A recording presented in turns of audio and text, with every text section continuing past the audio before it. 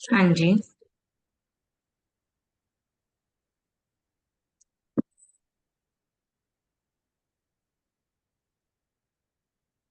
Screen visible है।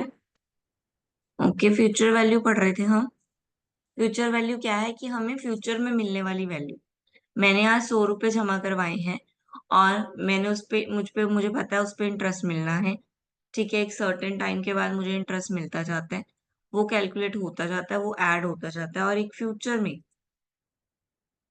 Like अगर मेरी पॉलिसी 5 ईयर की है, ठीक है, तो आफ्टर 5 ईयर मुझे उसका जो रिटर्न है वो फ्यूचर वैल्यू मिलेगी। ठीक है, मैंने जो पे किया वो नहीं मिलेगा, वो तो मिलेगा मतलब उसके ऊपर फ्यूचर वैल्यू मिलेगी मुझे, जो भी मेरा इंटरेस्ट है वो सब ऐड करके।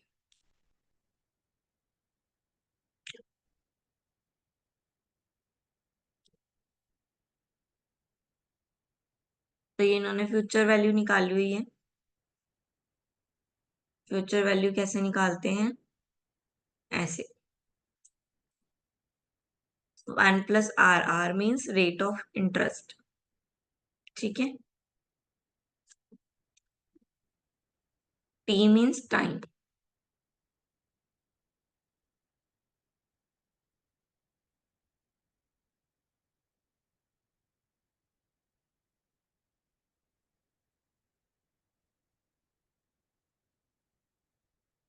अगर एन्युटी बेस पे निकालनी हो, यानी कि ईयरली बेस पे निकालनी हो, तो ऐसे निकालेंगे।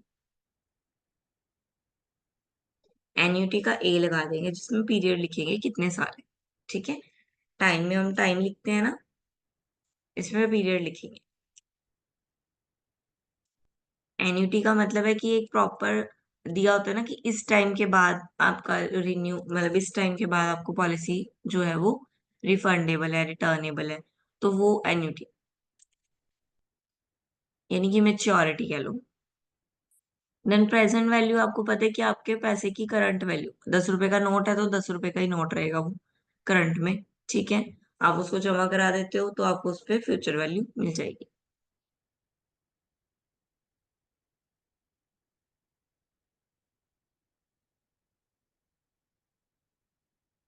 मल्टीपल पीरियड्स हो अगर हमारे पास, तो ऐसे निकलेगी, जितने पीरियड्स है मल्टीप्लाई करते जाओ।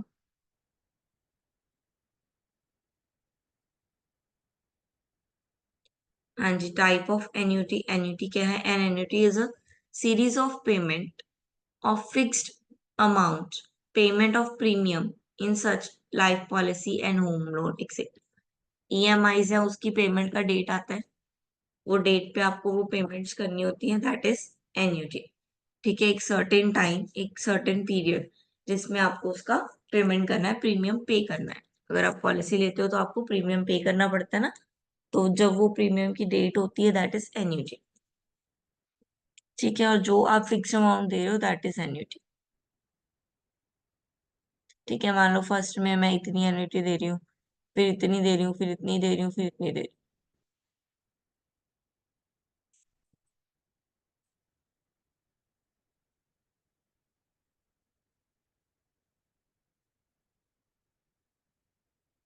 Then effective interest rate, effective interest rate क्या है? In practice cash flow could occur more than once a year. For example, bank may pay interest on selling account quarterly, on debentures and public deposit. Companies may pay interest semi-annually.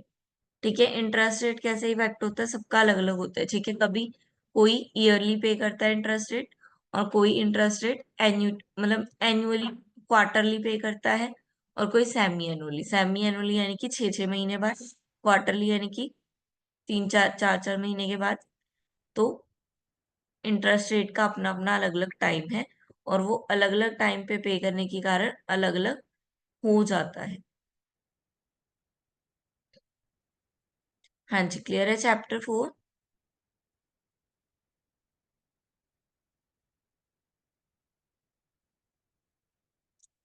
Yes ma'am. Move to the chapter 5, that is investment decision 1, यानी कि ये investment decision का first chapter है, इसका एक part और होगा। हाँ जी, तो इन्वेस्टमेंट डिसीजन क्या है, ये चैप्टर आपने मुझे बता दें, जो समझ में नहीं आएगा मैं बताऊंगी। हाँ जी, बताइए investment decision.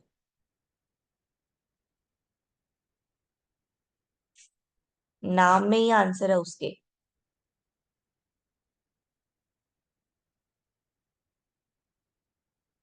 What is investment decision?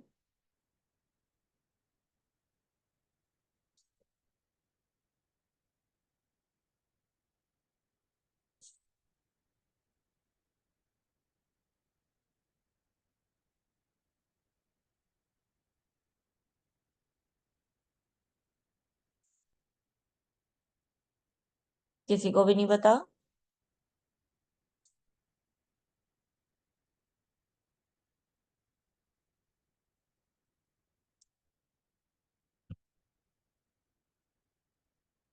Investment decision means जब आप डिसीजन लेते हो कि आप अपनी मनी को कहाँ पे इन्वेस्ट कर रहे हो, कब इन्वेस्ट कर रहे हो, कितने समय के लिए इन्वेस्ट कर रहे हो।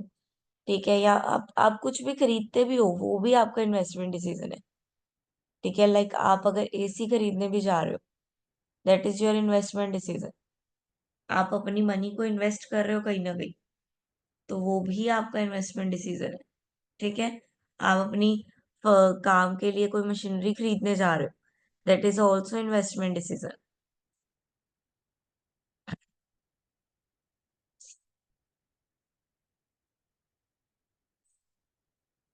पढ़ो फटाफट, ये रीड कर लो फटाफट एक बार।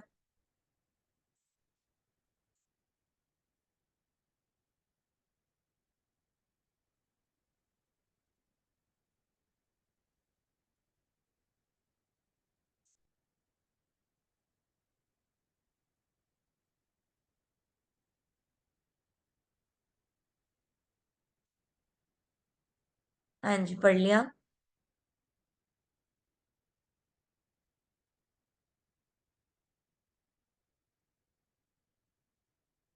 नाउ इम्पोर्टेंस आ गई, देन टाइप ऑफ डिसीजंस आ गए कि आप किस किस तरह के डिसीजंस ले सकते हो इन्वेस्टमेंट में। कौन सा है सबसे पहले? Expansion and diversification.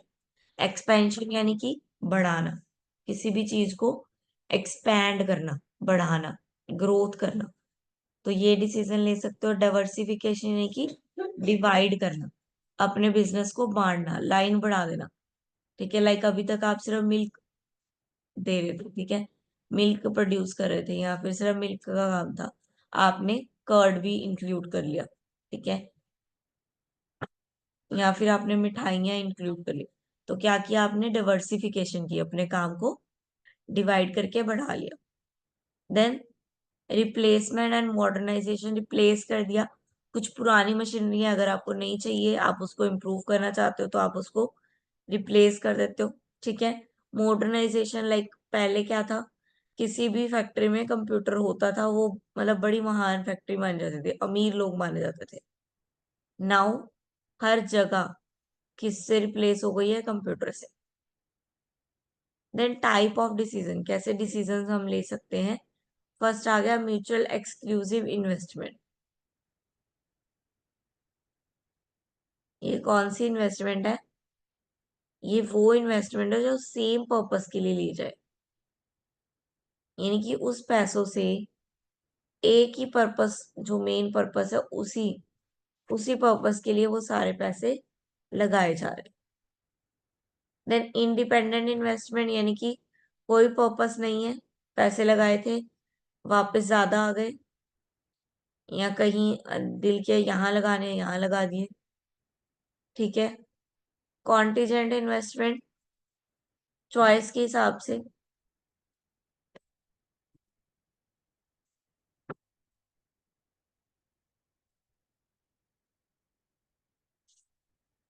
Now definition of पे बैक। व्हाट इज पे back? Read it fast, what is पे बैक?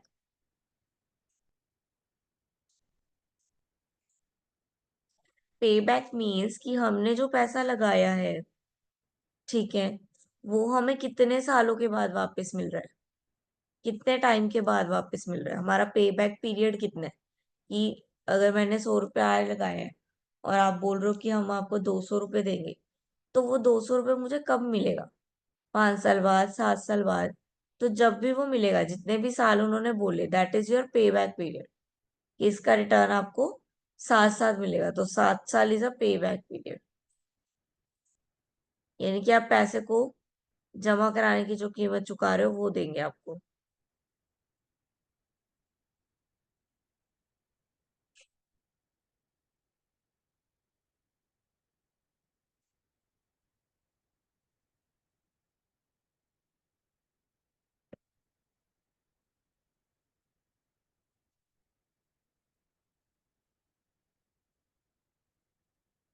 देन डिस्काउंटिंग पे बैक पीरियड, हाँ जी रीड करके बताओ क्या लिखा है।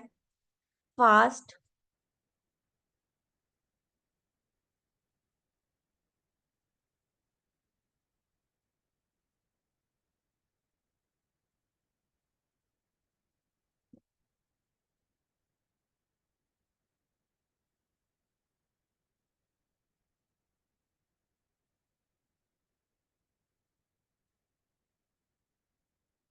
हाँ जी क्या समझ में आया?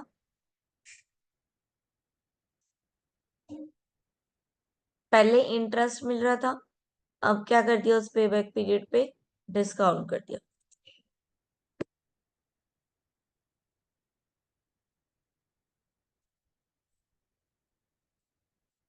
देन रेट ऑफ रिटर्न, यानी कि आपको लगा के कितना रिटर्न में पैसा मिल रहा है।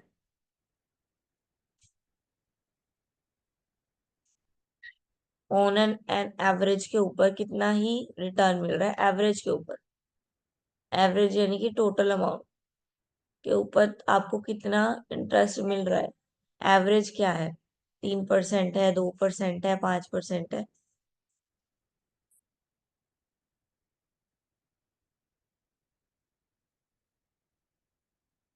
कौन सा पहले वाला?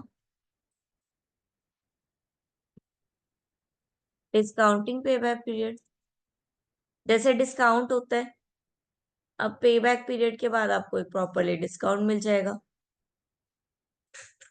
पे बैक पीरियड के बाद इंटरेस्ट मिलता है ना, इसमें पे बैक पीरियड के बाद अकाउंट डिस्काउंट मिल जाएगा।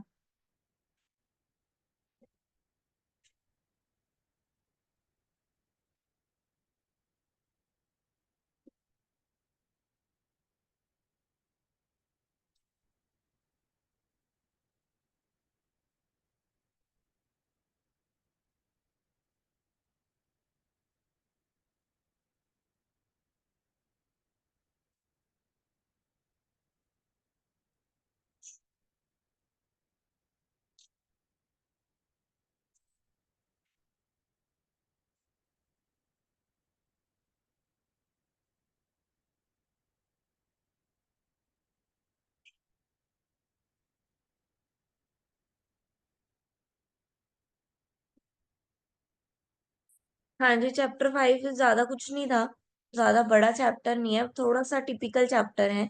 तो जब आप इसको पढ़ोगे तो पूरा ध्यान से पढ़ना, अंडरस्टैंड करके पढ़ना कि क्या कहना चाह रहे हैं। ठीक है, वैसे तो सारे आंसर उसके नेम के अंदर इंक्लूड है। ठीक है, like discounting period, discounting rate. ठीक है, यस मैम।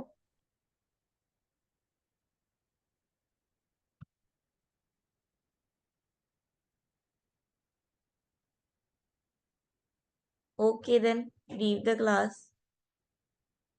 Thank you.